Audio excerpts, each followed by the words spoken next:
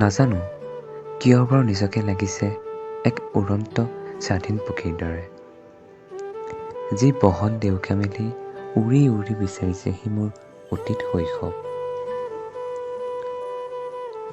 মনটোৱে যেন শুনিবলৈ চেষ্টা কৰিছে আঘোণৰ কুঁৱলী সৰা সন্ধিয়াৰ দৰে অস্পষ্ট কিছুমান ছবিৰ মাত। আৰু আধুনিকতাই মোহাৰি পেলাইছে সেই তাহানিৰ স্মৃতিচিহ্নবোৰ।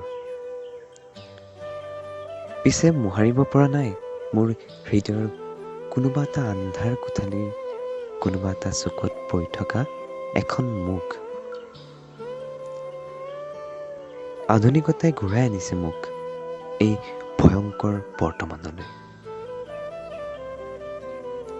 এতিয়াও যে মনটো ঘূৰি যাব খোজে তাহানিৰ সেই শৈশৱলৈ।